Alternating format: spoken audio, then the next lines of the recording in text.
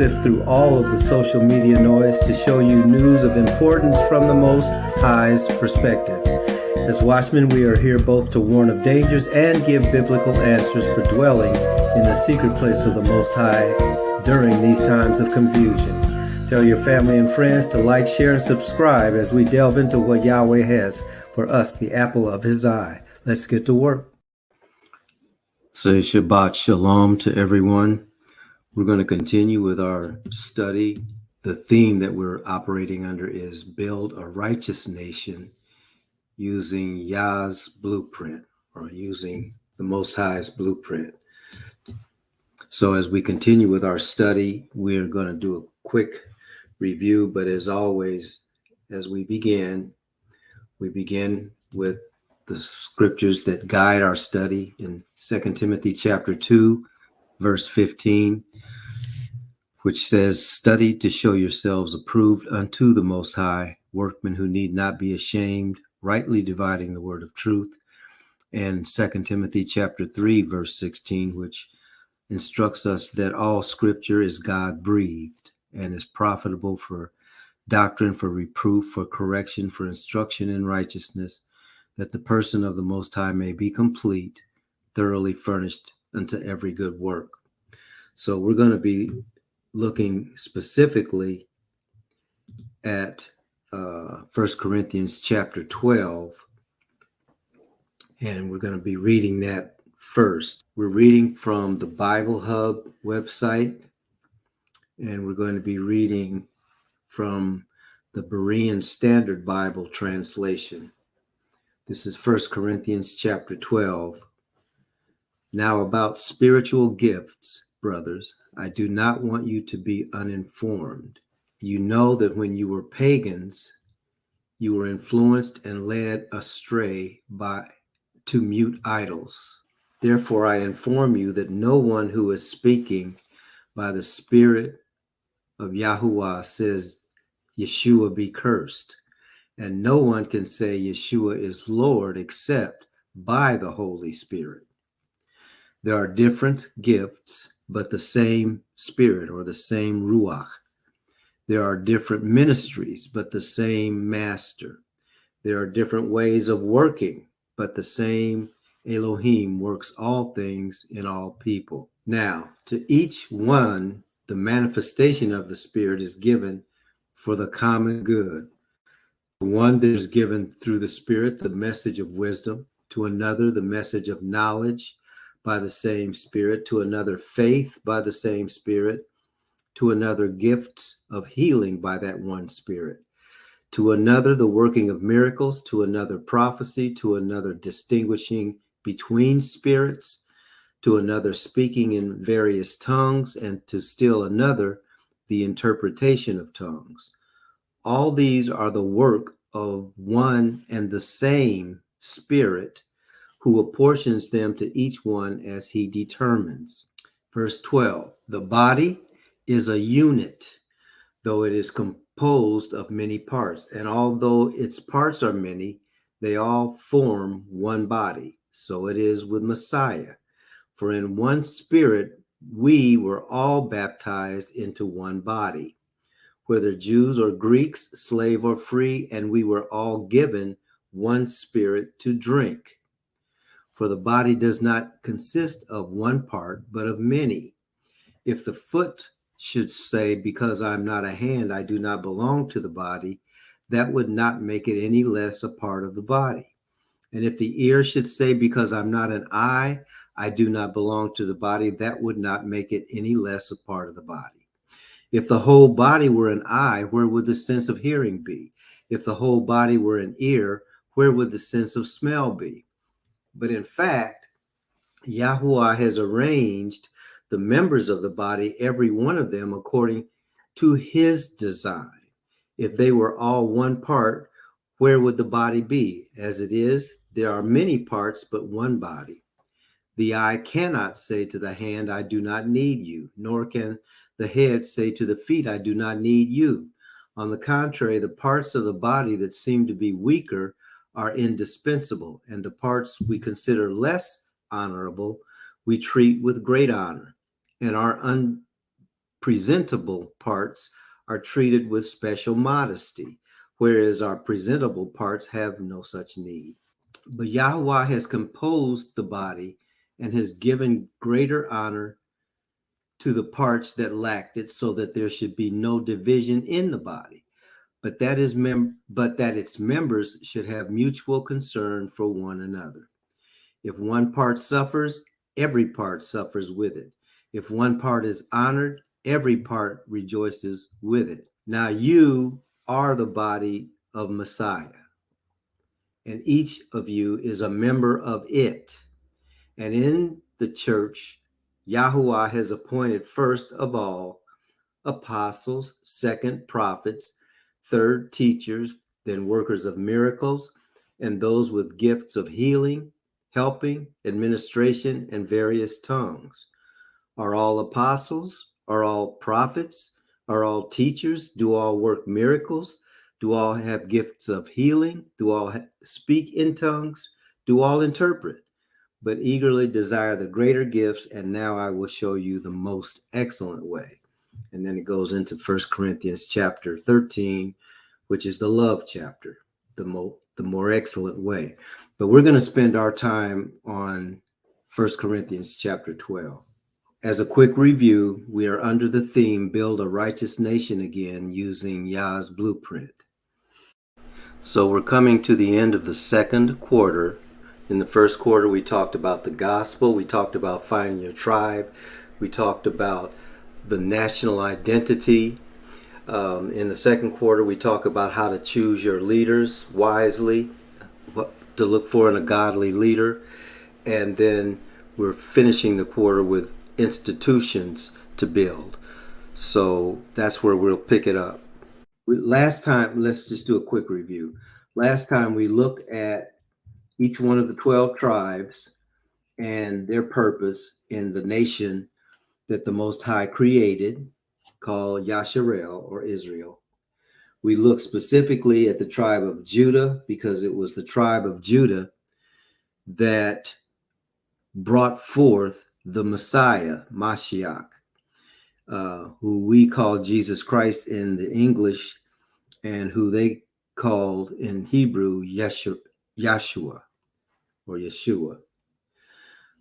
So he's the shoulders that the government of the kingdom rest on. His shoulders that government rest.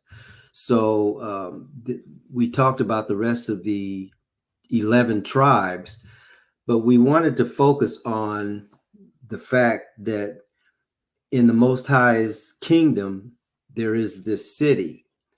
And the children of Yasharel are represented in a major way in that city. That's why we keep saying the Most High absolutely is not through with Israel or Yasharel.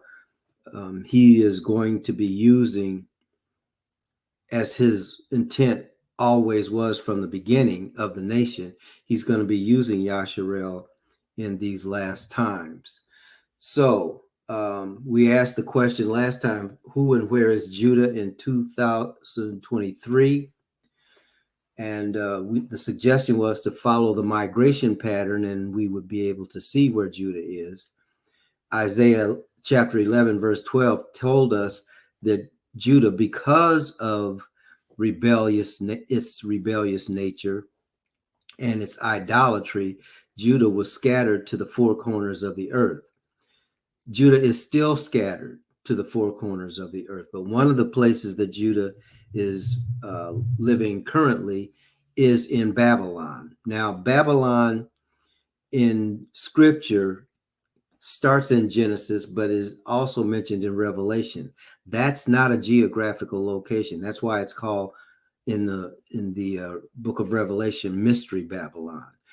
That we are presenting to be North America, Brazil, India, Africa, the UK. Those are all places that one would be able to find the children of Yehuda, or the Yahudim, or the bloodline descendants of Judah. There's also a name that goes along with that tribe. And we're suggesting that if you look at who the Negro is, you're going to find lots of parallels, if nothing else. Okay, so we're going to go on. And we also talked about how everything eventually leads to Revelation, the last chapter in Revelation, that talks about the New Jerusalem that actually comes down out of heaven. And we talked in some detail about how the dimensions of the New Jerusalem were much too big for what we would call the Middle East, but that they do fit and on the continent of Africa. But just to remind ourselves, the New Jerusalem is 1,500 miles long, wide, and high, with very thick walls. Has a foundation of 12 stones. In the foundation, there are 12 stones, and there are 12 gates with 12 angels, and each one of those angels represents one of the 12 tribes of Yasharel. That's how we know that the Most High is not finished with his people. Okay, so this New Jerusalem that comes down from heaven, we talked about as well. Those who wrote the scriptures, they understood that the gods, first of all, they understood that they lived among other nations, and most of those nations had their own gods. They had their own objects of worship, but a lot of them had many things in common. One of the things that they had in common is that they knew that human beings lived on a lower level and the gods lived on a higher level, which would make the mountains the place that the gods resided. So when John saw the New Jerusalem coming down out of heaven, he actually did see the New Jerusalem coming down on the level of mountains. And one of the other things about the gods is that they always had the best geographical locations, and that's what a garden would be. The gardens are restful places, they're peaceful places, there's plenty of water, there's plenty of food, because the gods get everything, right? So when the Most High placed the man and the woman in a garden, that culture understood that phenomenon. Okay, so the New Jerusalem talked about in Revelation chapter 21 is like that. Okay, it's on a high mountain. It comes down out of the Most High dwelling place, which is in the heavens. But that's the wall that's high. It has the 12 foundation stones, and that city is 4 square. So we talked about all of that. But between where we are now and Revelation chapter 21, there are many things that still need to happen. And one of those things is that the Most High's people have been told to rebuild based on the specifications of the word of the Most High, which is why we're studying this. So we are rebuilding what the Most High wants us to rebuild so that we will be ready when the New Jerusalem comes. We're not rebuilding bricks and mortar. We're rebuilding ourselves. And so that's why we keep our focus on the Spirit directing what we should know in these last days. Okay, so here's what the Spirit showed me in meditation on what had already been given. I said that we need to rebuild institutions. The Spirit reminded me that the Most High's kingdom doesn't need institutions. Institutions are for men, okay? And institutions are man-made, and those institutions may serve a purpose for man, but the Most High's kingdom is different. So the institutions are man-made, but the kingdom on earth is made for man. That's the difference. Okay, so we don't really need to rebuild any institutions. So that we're not looking at rebuilding a legislative body. We're not looking at rebuilding an infrastructure for cars, planes, and trains. We're looking at rebuilding the people of the Most High, and that has to do with relationships. If the relationships are reestablished, or when the relationships are reestablished, that allows us to be in a place and a position to receive the kingdom when the New Jerusalem comes down out of heaven. So we are to be building those relationships, because that's what the New Jerusalem is made of.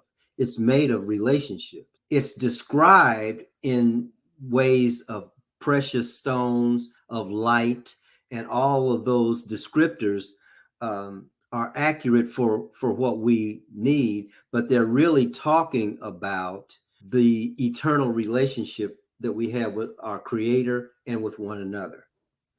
Okay, so in that relationship, Yahuwah is one body. That's where Deuteronomy chapter 6, verse 4 comes in.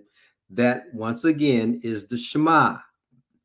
Hear, O Yasharel, Yahuwah, your creator, is one, and you shall love Yahuwah with all your heart, with all your soul, and with all your might. That's where that comes from. In John chapter 10, verse 30, Jesus says, I and the Father are one. Okay. And we're going to be reading, or we're going to be going back to 1 Corinthians chapter 12, which talks about the need for oneness in the body. Okay. So that body that the scriptures talk about in 1 Corinthians chapter 12 is a relationship. And that relationship is the same relationship that the Most High, from the outset of the nation, wanted for his people to have with him, because that relationship is the relationship that the Father and the Son have. Okay. And they make up the body that is one. So children of Yasharel and those who are a part of the kingdom also have this same unction and this same word of encouragement to be that. So we see ourselves as part of the body, as different parts of the body, just as First Peter said that we are living stones built up a spiritual house. The spiritual house and the body of the Most High are the same thing, just different ways of explaining it. Okay, so in this body, the Most High set some in the church, and we're going to be talking about that. Apostles, prophets, teachers, miracles, gifts of healing, all of those things. The kingdom of the Most High addresses all of the needs of the subjects of the kingdom via those various administrations of his spirit. It addresses all the needs of the subject spiritually, physically, financially, relationship wise, culturally, whatever the needs of the society are. The kingdom of Yah has already been established and will meet each one of those needs. For what purpose? The purpose of the kingdom of Yah, the kingdom of Yahuwah, is the same that was given to the man and the woman in the garden. The purpose is to be fruitful, to multiply, and replenish the earth. However, this time the earth is being replenished with good seed, and the seed that is of the wicked one is not going to be that which rules and controls the earth as it is right now. The seed of the serpent is controlling the earth for those who are not a part of the kingdom. There are those who are part of the kingdom, and the serpent seed is not ruling over us. Okay. But our purpose is the same purpose as it was from the very beginning. It's the same purpose that Israel was given. Israel was to be that point of contact in a spiritual sense, not just a geographic sense, but in a spiritual sense, so that the surrounding nations would see the true nature of the kingdom and the king. That's Israel's purpose. Okay. That's why Israel is the apple of the eye of the Most High. Israel is who we're supposed to be able to see the Most High through. Okay. So that's the purpose of the kingdom that is to come. This is why we are here, to grow, to reproduce, to replenish the earth with the good seed that comes from heaven. So then that gets us back to what we just read in 1 Corinthians chapter 12. I am assuming that if you're listening to this presentation, you have heard on numerous occasions that what we know as the church is not what the Most High had in mind. The church is not a religious organization, although that's what it has devolved into. The church is a living organism. That's what reproduces itself. And when I say the church now, I'm going to go back to Yasharel, because that's who Israel, Yasharel, was supposed to be from the outset of the nation. They were supposed to be, our ancestors were supposed to be the light of the world, the city set on a hill. In other words, everyone was supposed to be able to glorify the Most High by watching Israel, by watching Yasharel, not in its physical location per se, but in its actions as a nation.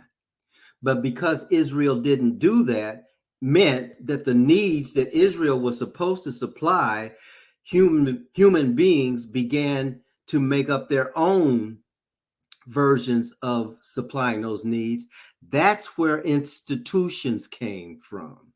The institutions were dealing with various aspects of a bifurcated existence that the Most High never ordained. That happened because of sin and rebellion. And that's why the Most High was telling me, no, my people don't need any institutions.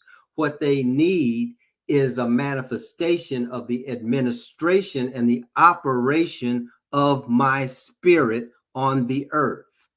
So in 1 Corinthians chapter 12, that's what it's talking about. So he says, the apostle Paul or Shaul says that there are diversities of operation in the body of the Most High, but they are distributed by the same Elohim, or by the same God. In other words, all the things that are necessary for the kingdom to operate and all of the functions of the kingdom have already been established from heaven. And so it's the Most High that gives that information to the people who have come into the kingdom. And one of the first things that we read is that we all came into the kingdom the same way. We were all baptized into the faith. If you have not been baptized into the faith, you're not in the kingdom. And that's part of the problem. That's the beginning. So once we all have come in through the same door, remember Jesus said, I am the door. Okay. Once we come in through the same door, we are then given our assignments and given our gifts, if you will. So some have been gifted with the word of wisdom. Some have been gifted with the word of knowledge. Some have the word of faith. Some have the working of healing. Some have the working of miracles. Some are the prophets. Some are able to discern the spirits, or in other words, the essence of the human beings that are a part of this body. And some have the job of understanding that we all come from different places and we all have different languages, and it's their job to interpret that so that we can all speak the same thing and hear the same thing. These are the areas of function in the Most High's kingdom. These have little to nothing to do with Sunday go to meeting. This is how people are living every day. And everybody understands the Shema. Everybody understands that the thing that motivates all of this is our love for our Creator. And it's that love that has been manifested and continues to manifest itself in these things that we just mentioned: wisdom, knowledge, faith, healing, miracles, prophecy, discerning of spirits, and interpretation of tongues. So, what is all of that for? It's for the perfecting of the saints. Now, these are examples of what a kingdom looks like. And when you start going into a greater understanding of how each one of these attributes fit, or each one of these gifts fit, well, first of all, let me go back here, okay, to this. So all of that is to take care of the needs of the individual. See, when the Most High established Israel, he established this relationship, first of all, with an individual. But he didn't keep the relationship with the individual, because the individual's job was to make it known to the collective. Okay, so that means that whatever your need is, there is someone or some protocol in the kingdom itself that will meet your need, because you cannot function correctly in the kingdom if your needs are not being met. First, your individual needs are met, and we all know that our first need is to get saved. Saved from what? Saved from destruction, saved from a life that is unproductive, saved from an eternal situation that we don't want to spend eternity in, saved in the sense of being healed and being able to walk in divine health. All that is implied in salvation. All right. So those individual needs then help us to function as a society. So in doing that, the Most High has set up apostles, those who were sent to establish the parameters of the kingdom. That's why the doctrine is called the doctrine of the apostles, is the foundation of the faith. It's the apostles who bring that foundation. Then there are prophets who exhort the people to follow what the apostles have been given from heaven to give to the Most High's people. And then there are teachers on hand to break down into digestible parts what each one of these principles and precepts actually mean to the individual, to the individual's family, and how that fits in with the larger society. Then you have those who have been given power. These are all gifts, by the way. Then you have those who have been given power to work miracles. In other words, the word miracle is the same Greek word that is the root word for dynamite. That's, in other words, there's power in what those who have been given that gift have. And so it's not only the power to bring healing, but it's also the power to empower those who have been given a specific mission. So that working of miracles is different from healing, because healing has to do specifically or overwhelmingly with healthcare. So the Most High's kingdom, in the Most High's kingdom, the people are supposed to be healthy. So those who have the gift of healing are also going to tell you how to eat. They're going to tell you how much exercise is profitable. Those kinds of things. We think healing all has to do with, in the name of Jesus, cancer go away, and that is all a part of it too. But it's a smaller part of it. The idea is the Most High's people should be healthy. Okay, and so that's now those who have the gift of miracles may end up healing people, but the gift of miracles is much more broad than just healing. And then those who help are the ones who put the precepts into practical use. After the apostles have laid the foundation, after the prophets are exhorting the people to do what the Most High says, after the teachers break it down as to what that means, then you have those who actually on a daily basis put those precepts into practical use. That's what the gift of helps, the gift of governments, and see where that is down in the list, by the way. The gift of governments are those who steer all of that effort, because you need somebody flying the plane. Trust and believe that the plane doesn't belong to those who are flying it. The plane belongs to the company that owns the plane. And who is that? That's the Most High. But governments are very important. Those who, and again, those are giftings. All right. And then again, we found out that the diversity of tongues, those familiar with with different languages that people bring to this kingdom enterprise, those people are the ones that can navigate all of that. So I'm speaking in the way that the scriptures describe these giftings and the purpose for those giftings. As we already know in First Corinthians, there are also people who speak in tongues. But if you read what that says, it says when you do that among the body, it would be much better if you prophesied. Okay, because if you're speaking in tongues, that's between you and the Most High, which may edify you, but it's not doing anything for everybody else who's around you, unless you can tell them what you were saying. Okay, that's the interpretation piece. So if you can't do that, then when you speak in tongues, do that somewhere else, basically. Okay, so that's how the individual's needs are taken care of. And if you carefully look at each one of these things in aggregation, what you find is that you will have a society that is fully functional. It's going to be healthy. It's going to be wealthy.